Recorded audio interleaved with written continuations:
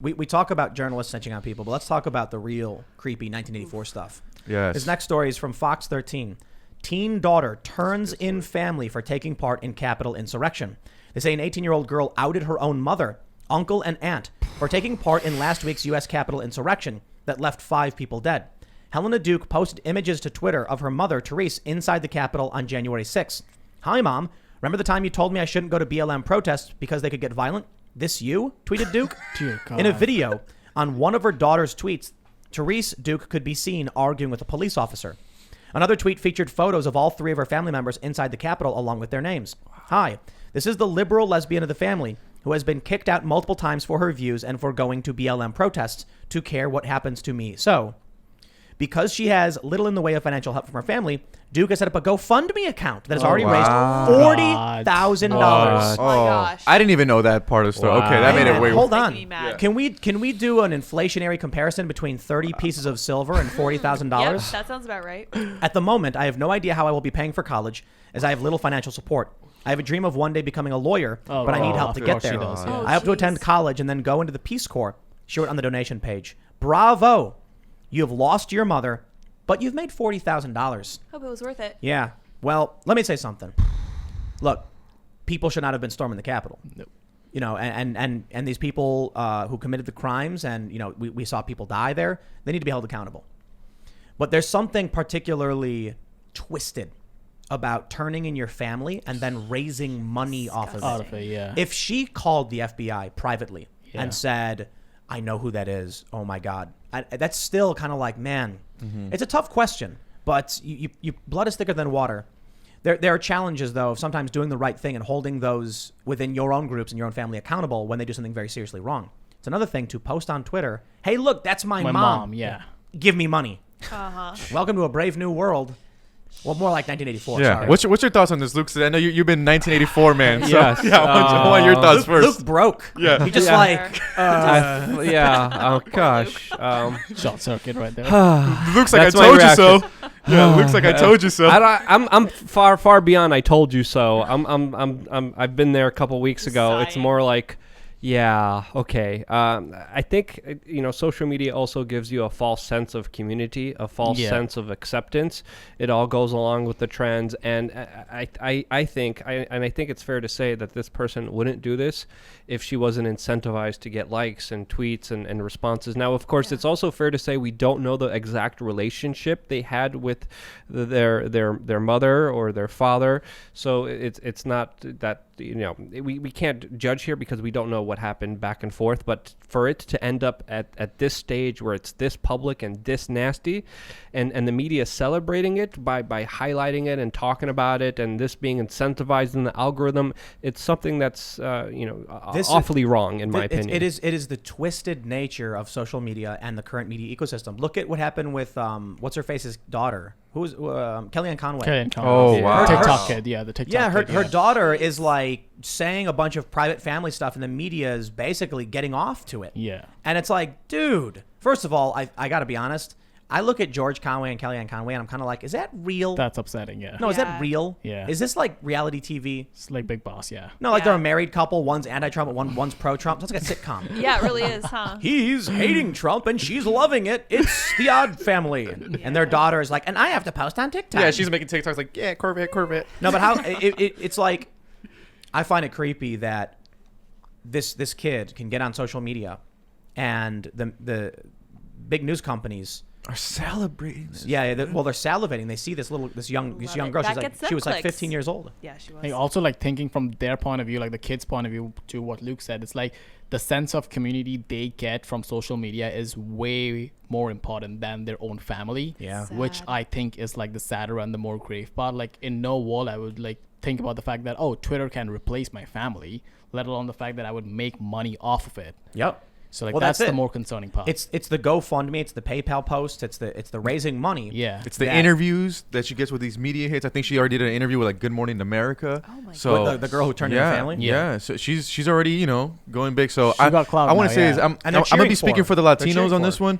We would never do that because we get a Are you chancla kidding straight to the us? face. That would be a death sentence for Latinos. So we would get the chancla to the face. That wouldn't there happen with us. would be a wooden spoon. in That's Poland right. that The you- Polish, yeah. And Yeah, like, Sagnik, you want to give us I the like in Indian like, perspective. from the Indian family perspective, we would probably like not have social media until you're 18. Yeah, so, yeah, there yeah. you That's go. perfect. Yeah. I love that. Well, in the in capitalist America, children sell you for Yeah. cash. Yes.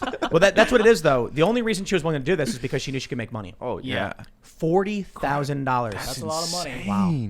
That's a lot of silver. That's more than 30 Famous, pieces. Yeah. It's And like probably what? like What is silver at? probably 20, like a 20 staff- bucks? $25. Yeah, probably like a staff position at Media Matters as Yeah, well. something like that. Yeah. Well, think about it. What's your family for, right?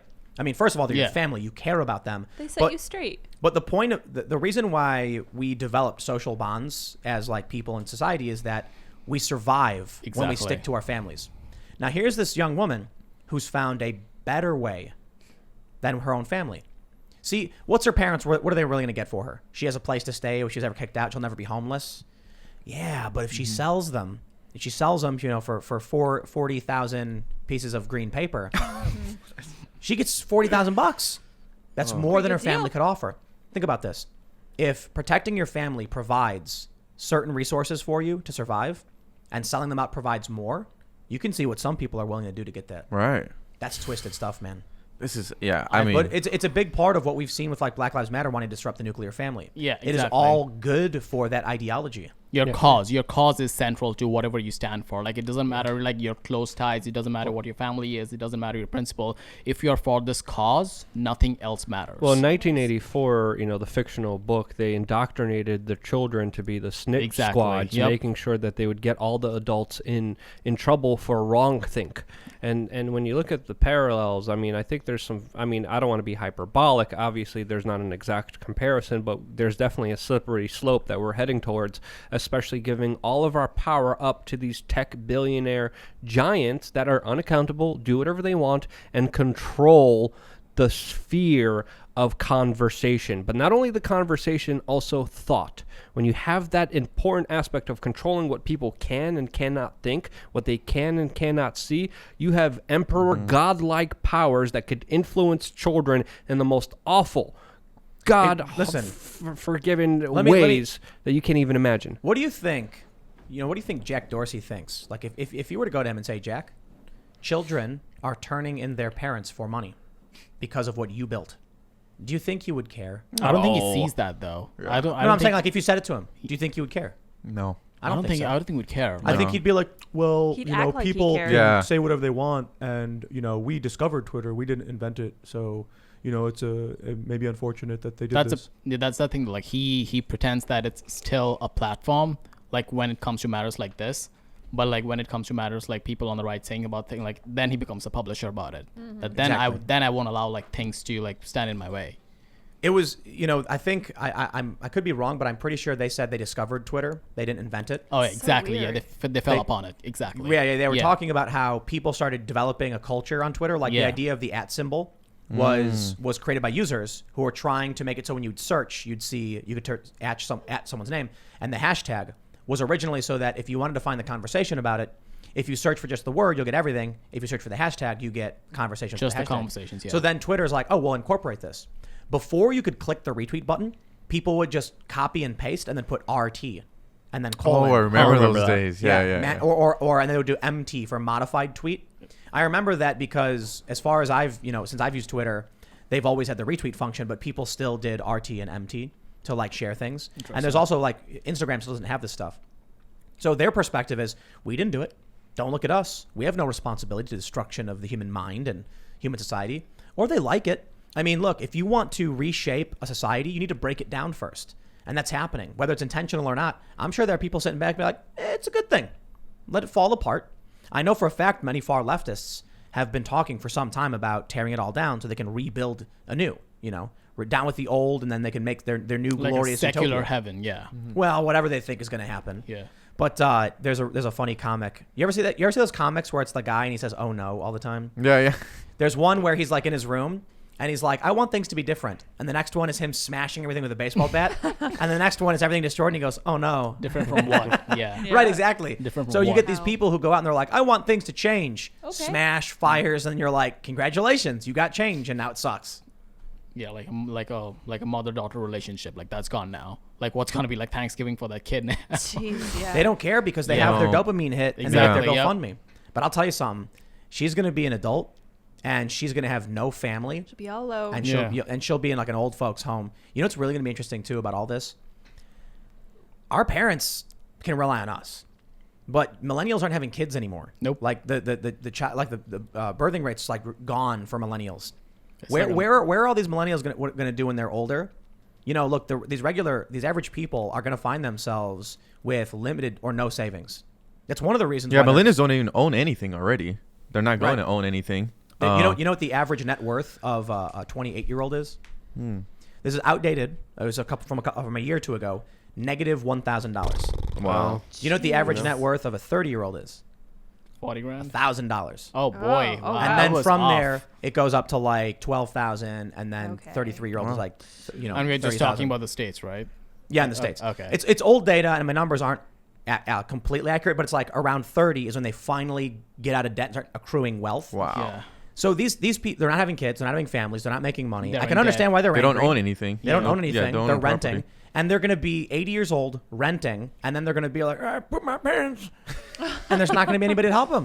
They're There's not going to gonna be be- able to afford it. And they're not going to have any kids. There's going to be a lot of cats. Yep.